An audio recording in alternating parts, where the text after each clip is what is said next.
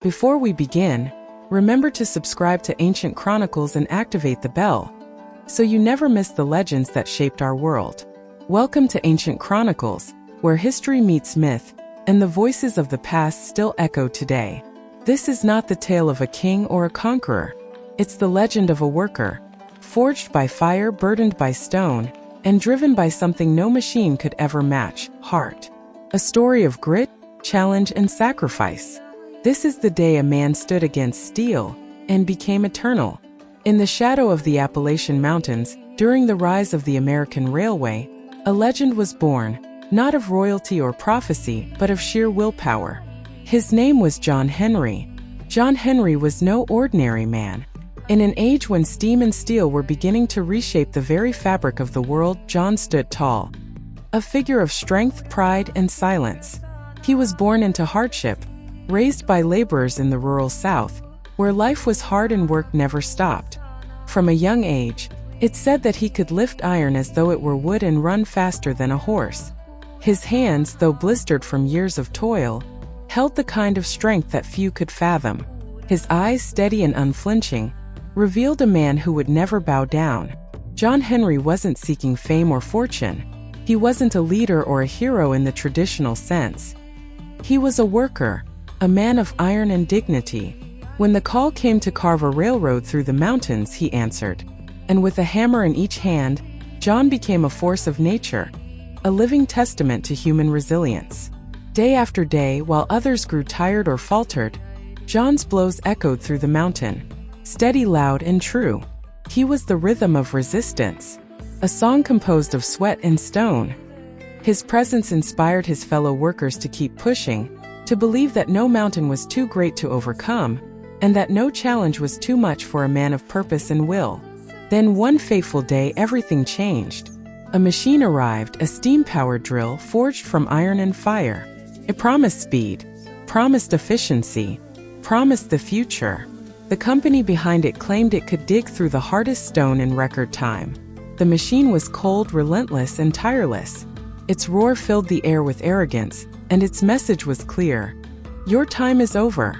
The workers were filled with fear. Some lowered their heads in acceptance. Others walked away, defeated before the challenge had even begun. But John Henry? He did not bow. Instead, he stepped forward. He gazed at the machine, then at the mountain. And in front of the workers, whose eyes were filled with uncertainty, he spoke, "Let it race me."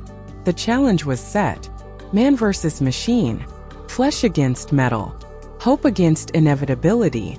A crowd gathered, some eager, some skeptical. Children climbed rocks for a better view. Women clasped their hands in prayer. This wasn't just a contest of labor. This was a battle for the soul of the worker. The whistle blew. The mountain shook. The machine roared to life, a relentless beast spitting smoke and fire.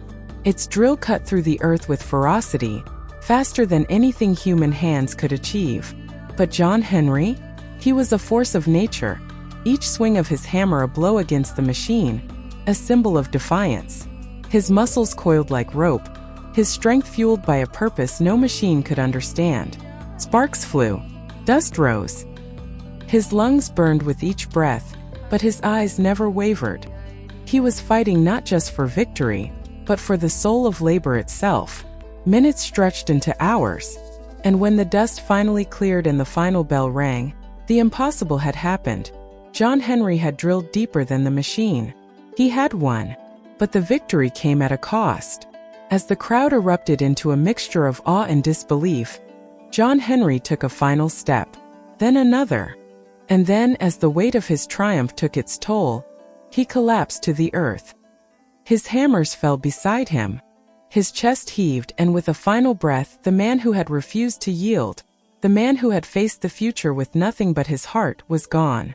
John Henry died in the very place where he had shown the world that the spirit of man, of effort, of pride, of meaning, cannot be replaced. His story spread like wildfire across the country. It was written in songs, carved into stone, whispered on the wind. To this day, his legend lives on, not just in the pages of history, but in every person who dares to push back against the tide of inevitability, who refuses to be erased, and who chooses to fight with heart rather than surrender to the ease of the machine. John Henry's battle wasn't just about steel and stone. It was about legacy. It was about showing the world that machines may build tunnels, but only men build stories. If this tale awakens something in you, like this video, subscribe to Ancient Chronicles, and share this legend with someone who needs strength today. Thanks for watching, and never forget, your struggle may just become someone else's legend.